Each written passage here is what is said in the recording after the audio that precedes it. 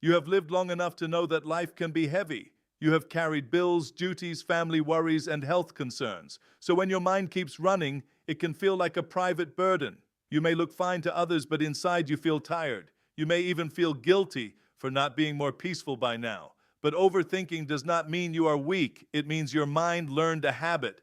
The strangest part is that nothing outside has to be wrong for you to suffer. You can be sitting in your own home with food in the kitchen and still feel trapped. That is because the trap is not always a place. It is often a loop of thoughts that never ends. It is a mental prison with invisible bars. You do not see the bars, but you feel them every day. And because it is invisible, people think it is just how I am. Overthinking can feel like intelligence and responsibility. It tells you that you're being careful and wise. It says, if I keep thinking, I will prevent mistakes. It says, if I analyze everything, I will avoid pain. It can even sound like love because it worries about people you care about. But the mind can confuse caring with controlling. The truth is that constant thinking rarely prevents pain. It only spreads pain across more hours. The mind also likes the illusion of control. It imagines worst-case situations and calls it preparation. It says, if I picture the worst, I will not be shocked. It runs through every possible ending, like a movie that never stops. But this is not true readiness. It is a constant stress response. You end up living the trouble before it even comes. Then when the real moment arrives, you are already worn down.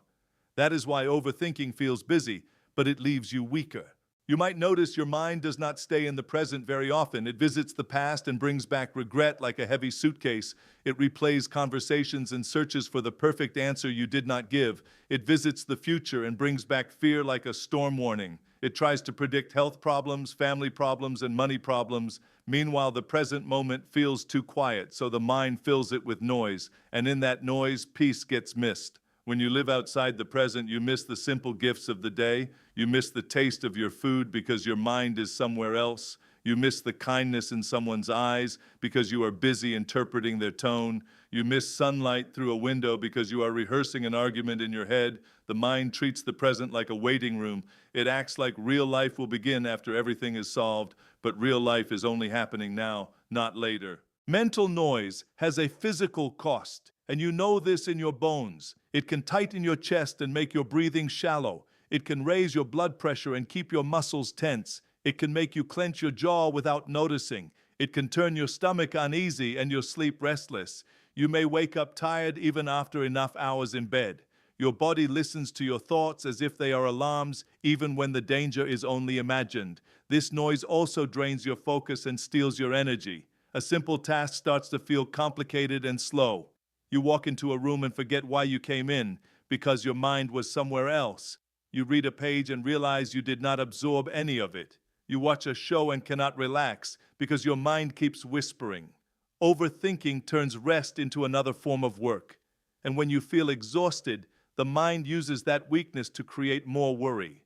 There is a key truth that can open the door of this prison. You are not your thoughts, even when they sound like your voice. Thoughts appear and disappear all day long, like clouds moving across the sky. Some thoughts are useful, some are random, and some are cruel. The sky does not become the clouds, it only holds them.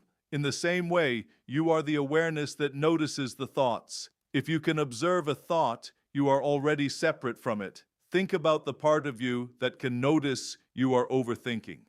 That part is quiet, but it is real. It can see the mind running, like watching a child run in circles. The mind says, this is serious, this is urgent, but the watcher can tell the difference. The watcher can say, this is only a story right now. This is not something new you must create. It is something you already have, but you forgot to trust it. And when you return to it, you start to feel space again. An undisciplined mind creates suffering even in a safe life. It invents problems when you are sitting in peace. It finds threats in small signs, like a late reply or a short sentence. It turns a simple face expression into a personal attack. It takes one memory and squeezes it until it becomes shame. It takes one worry and grows it into a disaster. This is not wisdom. It is a habit of fear, and fear loves to pretend it is truth. One painful mistake is treating every thought like it is a fact. The mind says, they do not care about me. and you accept it as reality. The mind says, I am a burden, and you accept it as your identity. The mind says, something bad is coming, and you prepare your body for danger. But a thought is not a report from the universe. It is often just a reaction, a guess, or an old wound speaking. When you stop bowing to thoughts, you regain dignity. Your attention is your life currency, and you spend it every day. Where your attention goes, your energy follows. When attention is scattered, life feels scattered. When attention is always in worry, your body stays tense and tired. When attention is always in regret, your heart feels heavy and small. But when attention returns to what is real, you feel steadier. You cannot always choose what happens, but you can choose where you place attention. That choice is a form of freedom. The path back to freedom begins in the body, not in more thinking. Your body lives in the present, even when the mind does not. Your feet are on the floor now, not yesterday. Your hands are here now, not in a future disaster. Your breath is happening now, not in a past argument. When you bring attention to the body, you step out of the mental movie. You return to what is real, and the nervous system begins to calm. The body becomes an anchor, and you have needed an anchor. Breath awareness is one of the simplest tools, and it is always available. You do not need special equipment or perfect conditions. You simply notice the air coming in and going out. You feel the rise and fall in the chest or belly. You let the breath be natural, not forced. You take a few slower breaths and allow the shoulders to drop. This does not erase problems, but it reduces the panic around them. Many people try to win by fighting thoughts, and that only makes things worse. They say, stop thinking, and the mind thinks louder. They say, I should not feel this, and the feeling grows stronger. They argue with the thought and try to prove it wrong, but arguing keeps attention on the thought, and attention is fuel. What you feed grows, even if you feed it with anger. So the goal is not a fight, it is a shift. You learn to stop feeding the fire. A better approach is calm noticing and gentle discipline. When a worry thought appears, you notice it. You label it in a simple way, like worry or future story. When a regret thought appears, you label it past story.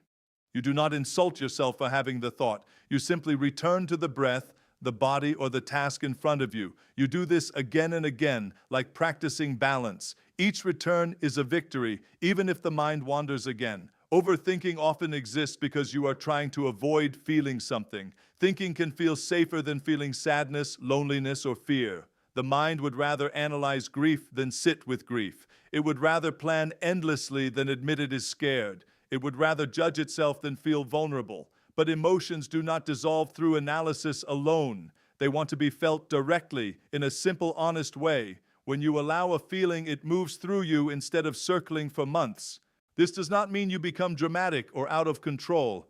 It means you stop running from your own heart. If loneliness is there, you admit it and breathe with it for a moment. If fear is there, you allow the body sensation of fear without adding a story. If shame is there, you recognize it as pain, not as truth. Resisting emotions can make them stick like glue. Allowing emotions can soften them, like warm water loosens a tight knot. Feeling is not weakness, it is healing. Sometimes overthinking is the mind's way of avoiding responsibility. The mind pretends planning is progress, but it can be hiding. It says, I will decide later, and later never comes. It says, I need more information, even when you already know the next step. It says, I am just being careful, but the truth is fear. Action creates accountability, and accountability is uncomfortable.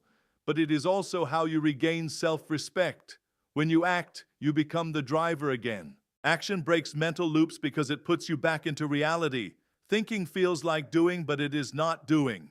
A short walk can interrupt a long spiral. Washing a few dishes can pull you out of a dark story. Making a simple phone call can end days of worry. Even writing one sentence on a paper can restore movement. You do the next obvious thing, not the perfect thing. Small actions tell the mind, we are not trapped. That message is powerful. Your identity is built from repeated thoughts and repeated choices. If you repeat, I am not enough, it becomes a familiar label. If you repeat, I always mess up, it becomes a story you live inside. If you repeat, I am a burden, you start to behave like one. But these are learned patterns, not fixed truths. When mental noise becomes quieter, you might feel empty for a while. That emptiness can feel scary, like losing yourself. But it is only the old story fading.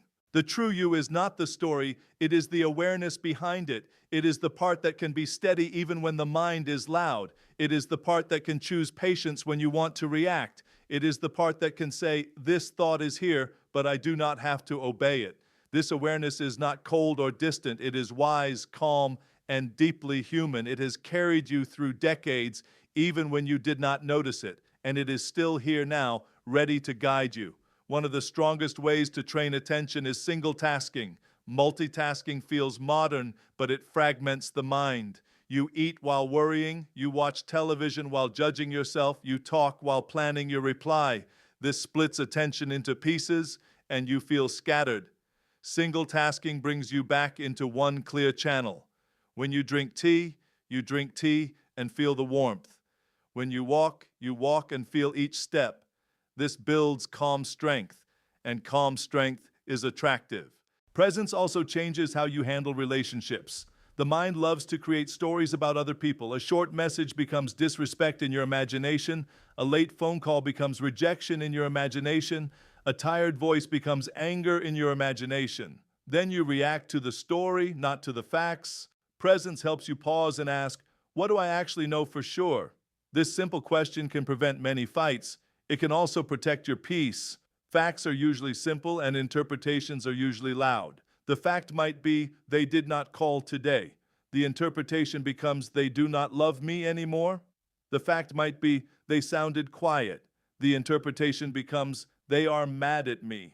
When you hold on to facts, you stay grounded. When you cling to interpretations, you suffer without evidence. This does not mean you ignore problems. It means you stop punishing yourself with guesses.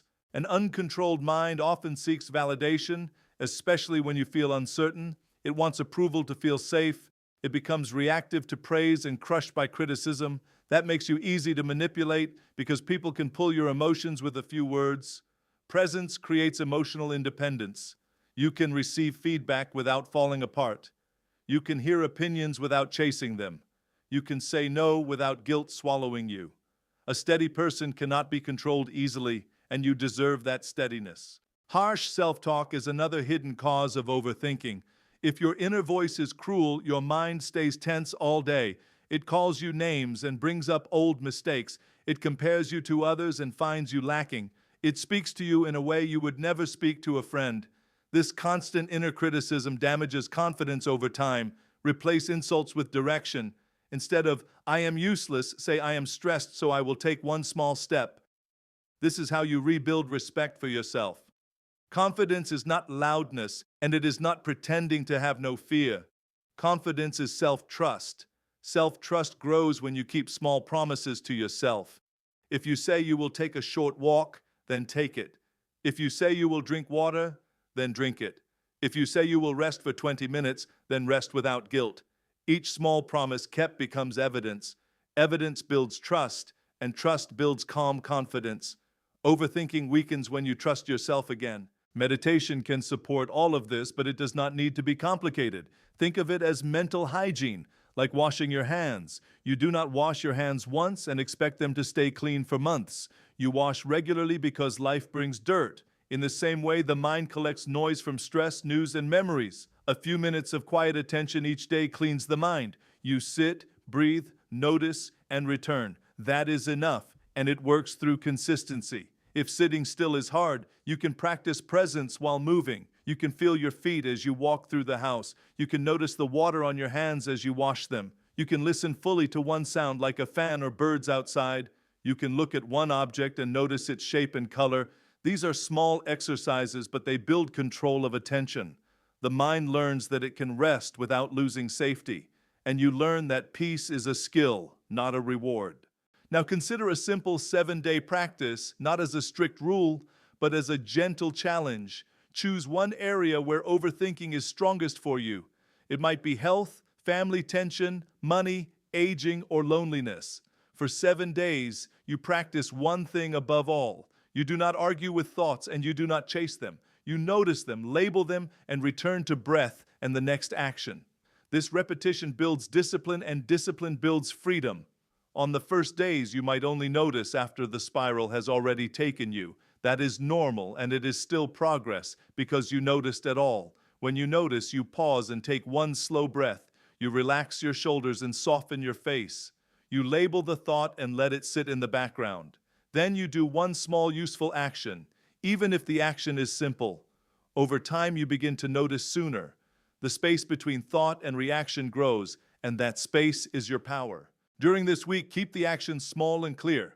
The mind loves big dramatic plans, but big plans can become another way to delay. Small actions are harder for the mind to escape. If you worry about health, take the next healthy step you can do today. If you worry about family, send one kind message or make one honest call. If you worry about money, write one page of numbers or ask one question. If you worry about purpose, do one meaningful task, even if it is brief. You are teaching your mind a new pattern. You may notice something important as you practice this. When you stop feeding the mind with worry, it may try to scare you. It may say, if you stop thinking, you will be careless. It may say, if you stop worrying, something bad will happen.